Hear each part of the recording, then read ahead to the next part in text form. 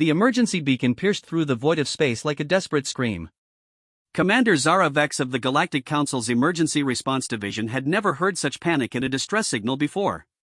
Her 6 arms moved swiftly across the control panels of her command ship, the Stellar Dawn, as she analyzed the incoming transmission. "Commander, the signal is coming from the Kepler 442 system," reported Lieutenant Kex, his insectoid features twitching with nervousness. "It's the Threnodite colony ship Eternal Hope. They're requesting immediate military assistance." Zara's purple skin darkened with concern. The Threnodite were known throughout the galaxy as peaceful traders and explorers. Their butterfly-like wings and gentle nature made them beloved by most species, but also vulnerable to predators. For them to call for military help meant something terrible was happening. "Put the transmission through the main speakers," Zara commanded. The bridge filled with the melodic but terrified voice of a Threnodite captain. "This is Captain Lyran of the Eternal Hope.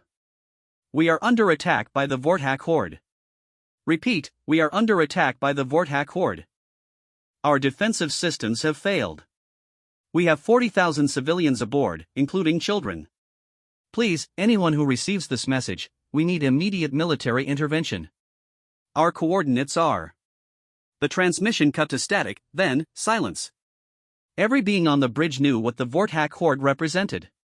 They were the nightmare of the galaxy, a collection of savage species united only by their love of destruction and conquest. They traveled in massive fleets, stripping entire worlds of resources and enslaving or consuming any life forms they encountered. Their ships were dark, angular monstrosities covered in spikes and weapons, designed to strike terror into their enemies before the first shot was even fired. "Commander," Kex said quietly, "our nearest fleet is 3 days away from Kepler 442. Even at maximum hyperspace velocity, we cannot reach them in time." Zara's 4 eyes closed in frustration. The Galactic Council had protocols for these situations, but they all assumed reasonable response times. 3 days might as well be 3 years when facing the Vorthak. "Wait," came a voice from the communications station. Ensign Pixel, a small crystalline being whose species communicated through light patterns, was practically glowing with excitement. "Commander, there is another option. Speak quickly, Ensign. There's a human fleet conducting training exercises 2 light hours from the Kepler 442 system. They could reach the Threnodite ship in approximately 4 hours." The bridge fell silent. Humans were relatively new to the galactic community, having achieved faster-than-light travel only 50 years ago. They were still considered a primitive species by many council members, barely past their planet-bound warfare phase. Their ships were crude by galactic standards, their weapons primitive, and their tactics unconventional. "Are you suggesting we ask humans for military assistance?" Lieutenant Kex's mandibles clicked in what his species considered nervous laughter. "It may be their only chance," Zara said slowly. She had met humans before during diplomatic functions. They were strange creatures, emotional, unpredictable, and surprisingly resilient. Their military record was limited to small skirmishes and peacekeeping missions, nothing on the scale of facing the Vorthak Horde. "Commander," Ensign Pixel continued, "the human fleet is designated Task Force Legend. According to their transmission logs, they have 12 vessels conducting deep space combat training. 12 ships against a Vorthak Horde fleet, which typically numbered in the hundreds. It would be suicide for the humans, but it might buy enough time for the Threnodite to escape or for Council reinforcements to arrive." Zara made her decision. "Open a priority channel to the human fleet. Maximum encryption." The holographic display shimmered to life, revealing the bridge of a human warship. The figure that appeared was tall for his species, with graying hair and intense blue eyes that seemed to take in everything at once. His uniform was simple compared to the elaborate dress of most galactic military officers, dark blue with minimal decoration save for rank insignia and a single ribbon. "This is Admiral Marcus Chen of the UES Indomitable," the humans said in their harsh but oddly musical language, which the universal translator converted to galactic standard. "To whom am I speaking?" "Admiral Chen, this is Commander Zara Vex of the Galactic Council Emergency Response Division. We have a code red humanitarian crisis and you are the only fleet in range to respond." Chen's expression didn't change, but something shifted in his eyes. "I'm listening." "A Threnodite colony ship with 40,000 civilians is under attack by the Vorthak Horde in the Kepler 442 system. Our nearest fleet is 3 days out. You could reach them in 4 hours. There was a pause. Chen looked away from the screen, presumably consulting with his officers. When he turned back, his face was grim. Commander Vex, I'm sure you're aware that a Vortak Horde fleet typically numbers between 2 and 500 ships. I have 12. Those aren't favorable odds for anyone. I understand the situation is dire, Admiral. We're not asking you to engage the entire fleet. If you could create enough of a distraction to allow the colony ship to escape. Chen was quiet for a long moment. In the background, Zara could hear the subdued conversations of his bridge crew. Finally, the human admiral spoke again. Commander, 40,000 civilians, you said? Yes, Admiral. Including children. Something hardened in Chen's expression. Then, we're going. Indomitable out. The transmission ended, leaving Zara staring at the empty hologram. Part of her felt relief that someone was responding, but a larger part felt she had just sent 12 ships full of beings to their deaths. Humans might be brave, but bravery wouldn't stop Vortak plasma cannons or boarding parties. Should we inform the Council of our decision? Lieutenant Kex asked. After the fact, Zara replied. Some of the council members would spend hours debating whether humans are qualified for military intervention. Those 40,000 Threnodai don't have ours. Meanwhile, aboard the UES Indomitable, Admiral Chen was addressing his fleet commanders via holographic conference. The 12 ships of Task Force Legend hung in space around the massive command vessel like a pack of metal predators. Each ship bore the scars and modifications that marked them as veterans of humanity's brief but intense military history. Gentlemen and ladies, Chen began, we've just received a distress call from a civilian vessel under attack by hostile forces. We are the only fleet in range to respond. Captain Sarah Rodriguez of the UES Defiant leaned forward. Her ship specialized in electronic warfare and had the most advanced sensor suite in the fleet. What are we looking at for opposition, Admiral? Vortak Horde fleet. Estimated 2 to 500 ships. The silence on the conference channel was telling. Captain James Morrison of the UES Thunderstrike, a veteran of the Proxima conflicts, was the first to speak. Sir, with all due respect, those numbers are irrelevant, Chen cut him off. There are 40,000 civilians on that ship, including children. We didn't join the military to calculate odds, we joined to protect those who can't protect themselves. Captain Elizabeth Harper of the UES Ghost Protocol spoke up. Her ship was the fleet's stealth specialist, designed for reconnaissance and surgical strikes. Admiral, what's the tactical situation? Unknown. We'll assess when we arrive. What I can tell you is that we're not going there to die gloriously. We're going there to save those people and come home. All of us. Chen's voice carried the authority of someone who had led humans through impossible situations before. The other captains nodded, their expressions shifting from concern to determination. Fleet status? Chen asked. All ships report green across the board, replied Captain Rodriguez. Weapons loaded, shields charged, hyperspace drives ready for emergency jump. Good. We jump in 10 minutes. Remember, our primary objective is the safety of those civilians. Everything else is secondary. Chen paused, looking at each of his commanders. And, remember, the galaxy is watching. Let's show them what humans are capable of. As the human fleet prepared for hyperspace jump, aboard the Threnodai colony ship Eternal Hope, Captain Lyran was fighting a losing battle.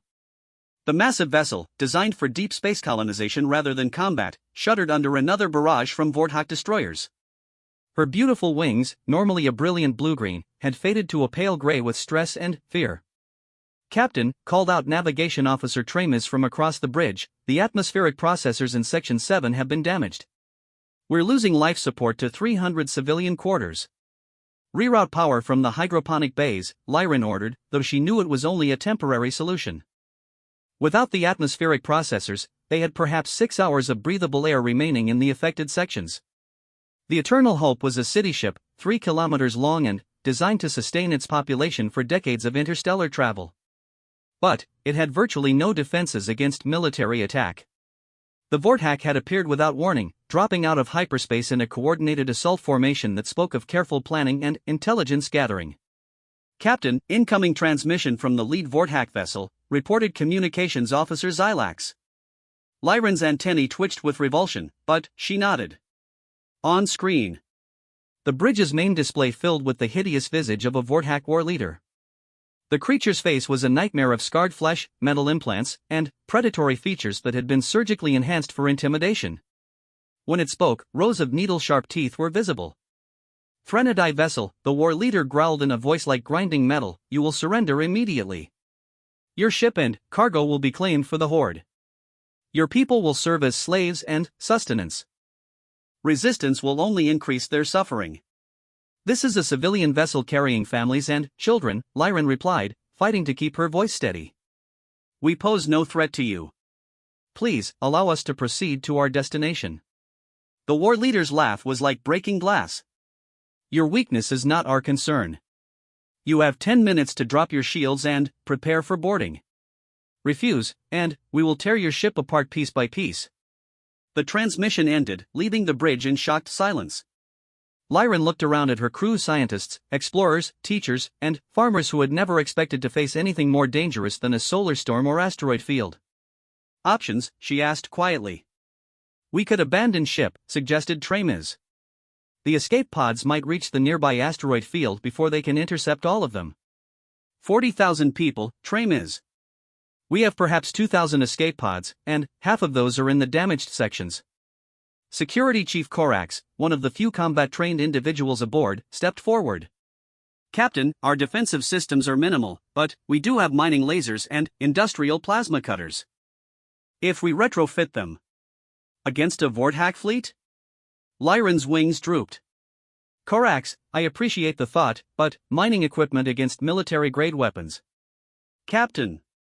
Communications Officer Xylax suddenly brightened, his bioluminescent patches flashing with excitement.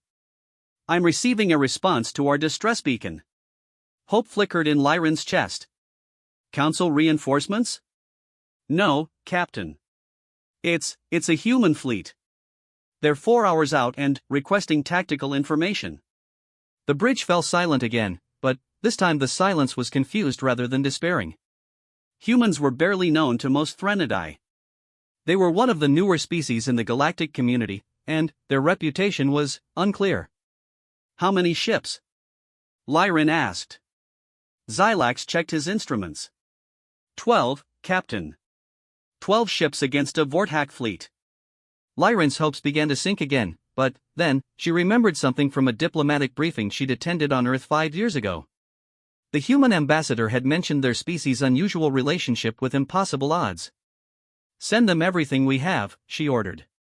"Ship positions, weapon configurations, fleet size estimates. And, Xylax, thank them for coming." As the information was transmitted across space to the approaching human fleet, Captain Lyran did something she hadn't done since childhood: she prayed. Not to the eternal winds of her homeworld or the star spirits of her ancestors, but to whatever force in the universe might take pity on 40,000 civilians whose only crime was seeking a new home among the stars. In 4 hours, she would learn whether humanity's reputation for performing miracles was deserved, or whether 12 ships full of brave beings would simply become additional casualties in the Vorthak Horde's endless campaign of destruction. The countdown had begun. The hyperspace tunnel collapsed behind Task Force Legend with a flash of blue-white energy, and, suddenly, the human fleet found itself at the edge of the Kepler 442 system. What they saw made even the most veteran officers pause in shock. The Vorthak fleet was massive beyond their initial estimates. Over 400 ships moved in precise formation around the crippled Threnodai colony vessel, their dark hulls bristling with weapons and armor plating that looked like it had been forged in the depths of hell itself. The ships ranged from sleek destroyers to massive dreadnoughts that dwarfed anything in the human fleet. "Jesus Christ," whispered Captain Rodriguez from the bridge of the Defiant. "Admiral, are you seeing this?" "I see it," Admiral Chan replied calmly from the Indomitable. His tactical display showed the overwhelming disparity in numbers and firepower. Any reasonable military commander would have ordered an immediate retreat. All boarding meant the Vorthak were taking prisoners, which in their culture was often worse than a quick death. Time to complete their operation? At their current rate, approximately 90 minutes before they've secured the entire vessel. 90 minutes. Chen looked at his tactical display again. 12 ships against nearly 400. In any conventional engagement, it would be over in minutes. But humans had never been particularly conventional. All ships, this is Admiral Chen. I want a full tactical analysis in 60 seconds. Weaknesses, opportunities, anything we can exploit. We're not here to die heroically, we're here to save those people. The responses came quickly from his experienced captains. These weren't fresh academy graduates, they were veterans of humanity's expansion into space, officers who had faced impossible odds before and, somehow found ways to win. Admiral, this is Morrison on Thunderstrike. Their formation is standard Vorthak pack hunting pattern. They're focused entirely on the colony ship, which means their perimeter defenses are minimal. Rodriguez here. Defiance sensors are picking up massive electromagnetic interference from their fleet. They're jamming everything in a 50-kilometer sphere around the colony ship. But, sir, that jamming works both ways. If we get inside that sphere, they'll have trouble coordinating their response. Captain Lisa Park of the UES Hammer added her analysis. Admiral, their dreadnoughts are positioned for maximum psychological impact, not tactical advantage. They want the colony ship's crew to see them and despair. That positioning leaves gaps in their defensive grid. Chen nodded, his mind racing through possibilities. The Vorthak were assuming their overwhelming numbers made tactics irrelevant. They were displaying their strength rather than using it efficiently. It was exactly the kind of arrogant mistake that humans had learned to exploit. Captain Harper, can you get me detailed scans of their command structure? Already on it, Admiral. The fleet is centered around a massive command dreadnought, the Blood Reaper. It's approximately 4 times the size of our largest ship and heavily armed, but it's positioning itself at the center of their formation for maximum visibility. Classic Vorthak intimidation tactics. And their boarding operations? Concentrated on the forward sections of the colony ship. They're following standard doctrine, secure the bridge and engineering, then work their way through the civilian areas. But, Admiral. Harper's voice carried a note of professional respect. The Threnody crew is putting up more resistance than expected. They've managed to seal off several sections and are making the boarders fight for every meter. Chen felt a surge of admiration for the butterfly-like aliens. They might be peaceful by nature, but they were proving that even the gentlest beings could find courage when protecting their families. All ships, prepare for Operation Broken Horn. We're going to remind these bastards why you don't pick on civilians when humans are watching. Operation Broken Horn was a tactical doctrine that Admiral Chen had developed during the Proxima conflicts, designed for asymmetric warfare against superior forces. It relied on speed, confusion, and the human talent for doing the unexpected. Admiral, came the voice of Captain David Kim from the UES Spectre, are we really doing what I think we're doing? We're going to hit them fast, hit them hard, and hit them where they don't expect it. Captain Rodriguez, I need you to prepare a surprise for their communication networks. Captain Morrison, ready the Thunderstrike's main batteries for precision strikes. Captain Harper, you're our eyes and ears. Everyone else, follow my lead and, remember, we're not trying to destroy their entire fleet. We just need to create enough chaos for the colony ship to escape. The human fleet began to move with a coordination that would have impressed even veteran galactic military observers. Each ship had a specific role, and each captain understood their part in the larger plan. Aboard the Threnody colony ship, the situation was becoming desperate. Security Chief Korax had managed to organize a surprisingly effective resistance using maintenance workers, teachers, and even some of the older children.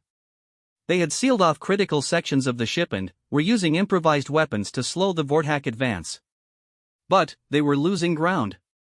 Captain, Korax reported over the emergency communication system, we've lost decks 12 through 15.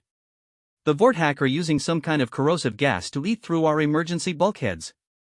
Captain Lyran tried to ignore the sounds of battle echoing through her ship's corridors.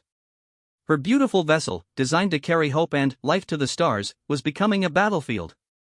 How many civilians have we lost contact with? Approximately 8,000 in the compromised sections. But, Captain.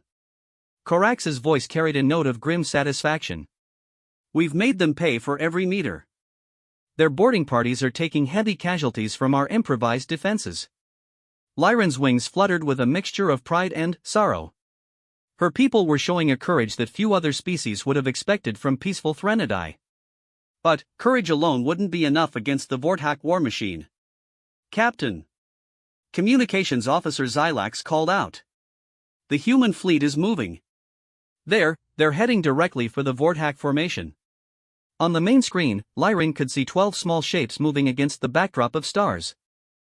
They looked impossibly tiny compared to the vast Vorthak fleet, like insects challenging a thunderstorm. 12 ships, she whispered. By the eternal winds, they're actually going to try. What happened next would be talked about in military academies across the galaxy for generations to come. The human fleet didn't charge straight at the enemy like the heroic but suicidal gesture the Vorthak expected. Instead, they split into 3 groups and approached from different vectors, using the gravitational fields of the system's planets to accelerate to incredible speeds. The Defiant struck first. Captain Rodriguez had prepared a cybernetic warfare package that no alien species had ever encountered before. Human computer systems had evolved through centuries of constant cyber warfare, developing intrusion techniques and viral programs that were utterly foreign to galactic military technology. Package delivered, Rodriguez reported as her ship flashed past a cluster of Vorthak destroyers. Their communication network is about to have a very bad day. Seconds later, chaos erupted throughout the Vorthak fleet. Ships began receiving contradictory orders, sensor data became scrambled, and weapon targeting systems started behaving erratically. The humans had essentially given the enemy fleet a massive electronic stroke. Admiral Chen watched the confusion spreading through the Vorthak formation and smiled grimly. Phase 2. Thunderstrike, you're up. Captain Morrison's ship streaked toward the massive command dreadnought at the center of the enemy formation. The Thunderstrike was humanity's answer to the heavily armored warships that dominated galactic warfare. Instead of trying to build bigger armor, they had focused on building better weapons. The ship's main gun was a railgun that could accelerate projectiles to a significant percentage of light speed. When it fired, the tungsten penetrator struck the Blood Reaper with the force of a small nuclear weapon. The Vorthak command ship staggered under the impact, its shields flaring and failing. Alarms began sounding across the enemy fleet as their commanders realized that one of the tiny human ships had just crippled their flagship with a single shot. Impossible, snarled War Leader Kronak from the bridge of the damaged dreadnought. How can such a small vessel carry that kind of firepower? His tactical officer, a scarred veteran of dozens of campaigns, checked his instruments twice before responding. War Leader, the projectile impact suggests their weapons technology is far more advanced than our intelligence indicated. Kronak's eyes narrowed. He had underestimated these humans, assuming they were just another weak species trying to play at war. But that single shot had shown him something disturbing. These beings might be small in number, but they were not small in capability. All ships, target the human vessels. Destroy them immediately. But the human fleet was already moving again, using tactics that the Vorthak had never encountered before. Instead of forming battle lines and exchanging broadsides like civilized military forces, the humans were darting in and out of the enemy formation like a swarm of angry hornets. The UES Ghost protocol materialized from stealth directly behind a Vorthak heavy cruiser and unleashed a barrage of missiles at point-blank range before vanishing again. The cruiser exploded in a ball of superheated plasma. The UES Hammer used its massive kinetic weapon to smash through a destroyer's shields and hull in a single devastating impact. The UES Spectre deployed clouds of self-guided micro-munitions that sought out enemy weapon emplacements with deadly precision. And, through it all, the remaining ships of Task Force Legend moved with a coordination that seemed almost supernatural. They anticipated each other's movements, covered each other's attacks, and turned the vast enemy fleet size against itself by using their own ships as cover. Admiral, Captain Harper reported from her reconnaissance position, the Vorthak fleet is trying to reorganize, but our cyber warfare package is still causing massive coordination problems. However, they're beginning to adapt. Chen nodded. The confusion wouldn't last forever, and, once the Vorthak recovered their communications, the human fleet's numerical disadvantage would become overwhelming again. But they had bought precious time. All ships, prepare for Phase 3. Defiant, how much longer can you maintain the electronic disruption? Maybe 10 more minutes, Admiral. Their technical teams are better than expected. 10 minutes. Chen looked at his tactical display, calculating distances and timing. It would have to be enough. This is Admiral Chen to all ships. Begin Operation Lighthouse. We're going home, and we're taking 40,000 friends with us. The final phase of the human plan was the most audacious yet. Instead of trying to fight their way out, they were going to turn the Vortak fleet's own momentum against them. And, at the center of it all was the crippled but still fighting Threnody colony ship, whose crew was about to witness something that would make them believers in human tenacity forever. Operation Lighthouse began with what appeared to be a devastating tactical error. Admiral Chen ordered his fleet to converge on the Eternal Hope, seemingly abandoning their hit-and-run tactics to make a desperate last stand around the colony ship. To the Vortak commanders, it looked like the humans had finally realized the hopelessness of their situation and were preparing for a glorious but futile final battle. War leader Kronak, his face twisted with rage from the damage to his flagship, saw the human maneuver and smiled with predatory satisfaction. Excellent. The humans are showing their true nature, emotional fools who would rather die fighting than accept inevitable defeat. All ships, converge on the colony vessel. We will crush them all at once. What Kronak didn't understand was that humans had spent their entire evolutionary history turning tactical disadvantages into victories. They had learned to make weakness into strength, to use their enemies' assumptions against them, and to find opportunity in the most desperate situations. As the human fleet formed a protective sphere around the massive colony ship, Captain Lyran watched from her bridge with a mixture of hope and terror. The 12 human vessels looked impossibly small next to her 3-kilometer-long ship, like tiny guardians protecting a sleeping giant. Captain, Security Chief Korax reported, the human fleet is requesting direct communication with our engineering department. They're asking for access to our hyperspace drive systems. Lyran's antennae twitched with confusion. Our drives? But they're damaged. We barely have enough power for life support, let alone faster than light travel. Should I deny the request? Lyran looked at the tactical display showing hundreds of Vortak ships closing in on their position. The humans had already demonstrated that they were capable of the impossible. Perhaps it was time to trust them completely. Grant them full access. And, Korax, tell all our people to prepare for emergency acceleration procedures. Aboard the UES Indomitable, Admiral Chen was coordinating the most complex rescue operation in human military history. His chief engineer, Lieutenant Commander Sarah Walsh, had been working frantically with the Threnody technical staff to understand their hyperspace drive technology. Admiral, Walsh reported, their drive system is completely different from ours, but I think I can adapt it. The problem is power. They need about 10 times more energy than their damaged reactors can provide. Can we provide it? Not directly, sir. But... Walsh paused, checking her calculations again. Sir, if we network our ship's power systems through synchronized plasma conduits, we might be able to create a temporary power grid. It would require perfect coordination and timing. Chen nodded. It was exactly the kind of crazy engineering solution that humans excelled at, taking systems that were never designed to work together and making them function through sheer ingenuity and determination. Do it. How long do you need? 10 minutes for the setup, 30 seconds for the actual power transfer. But, Admiral, if the timing is off by even a fraction of a second, the feedback could destroy every ship in our fleet. Understood. Begin immediately. As the human ships began deploying energy conduits toward the colony vessel, the Vortak fleet continued its inexorable approach. Kronak was savoring his anticipated victory, already planning how he would interrogate the human commanders before executing them. But, Admiral Chen had one more surprise waiting for the Vortak war leader. Captain Rodriguez, activate the Prometheus protocol. Throughout the human fleet, a collective intake of breath could be heard over the communication channels. The Prometheus protocol was humanity's most closely guarded military secret, a piece of technology that they had never used in the presence of alien observers. Admiral, Rodriguez said quietly, are you sure? Once we use it, every species in the galaxy will know we have it. 40,000 lives, Captain. The secret isn't worth that much.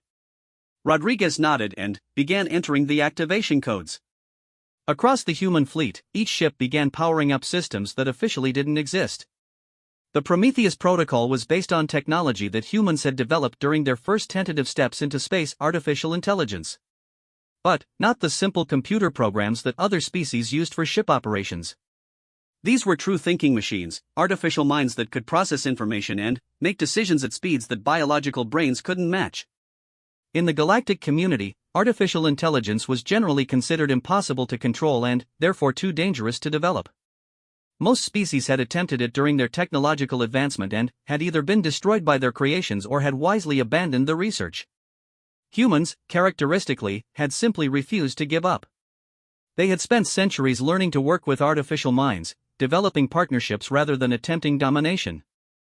The result was a level of ship-to-ship coordination that no other species could achieve.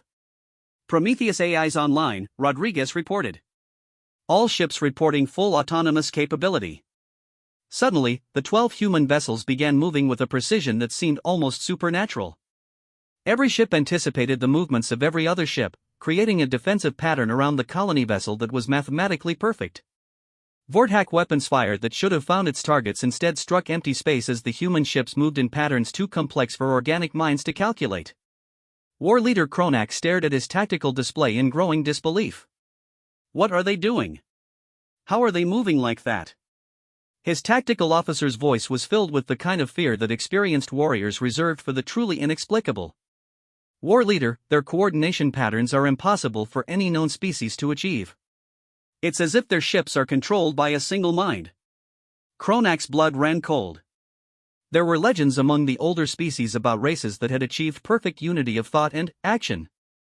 Such species invariably became unstoppable until they either ascended to a higher plane of existence or destroyed themselves. The idea that these primitive humans might have achieved such capability was terrifying. Focus fire on their largest vessel, Kronak ordered. Concentrated bombardment. Overwhelmed their defensive capabilities. 200 Vorthack ships turned their weapons on the UES Indomitable. The space around Admiral Chen's flagship erupted in plasma fire and explosive missiles. Any normal vessel would have been vaporized instantly. Instead, the Indomitable danced through the barrage like a leaf in a hurricane.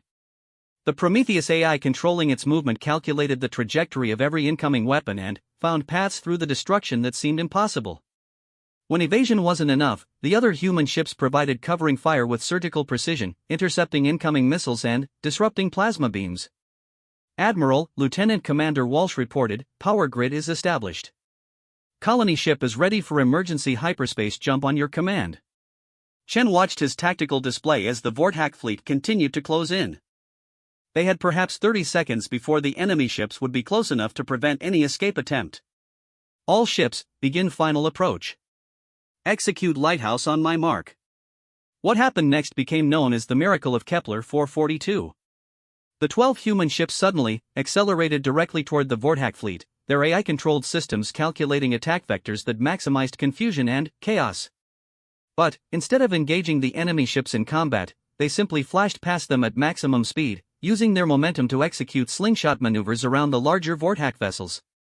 The result was that the human fleet ended up scattered throughout the enemy formation, with Vorthack ships unable to fire on them without hitting their own vessels.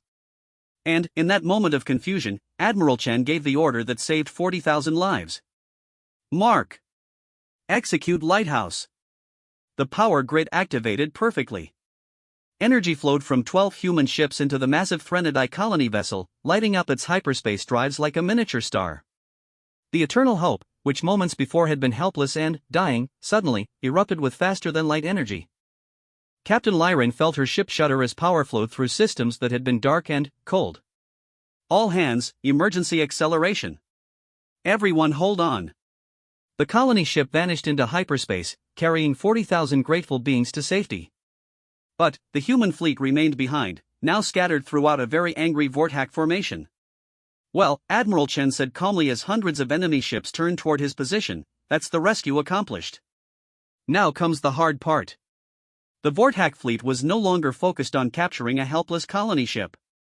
They were now facing an enemy that had just humiliated them in front of the entire galaxy. War leader Kronak's rage was so intense that several of his subordinates backed away from him in fear. Destroy them! Kronak screamed. I want every human ship reduced to scrap metal. They will pay for their interference. But, the humans had one more lesson to teach the galaxy about the difference between courage and stupidity. They weren't planning to die gloriously, they were planning to go home and tell this story over drinks. All ships, Admiral Chen broadcast, time to show these bastards why you should never corner a human. Execute protocol ghost dance. Throughout the Vorthack fleet, human ships began to simply vanish. Advanced stealth systems, electronic warfare.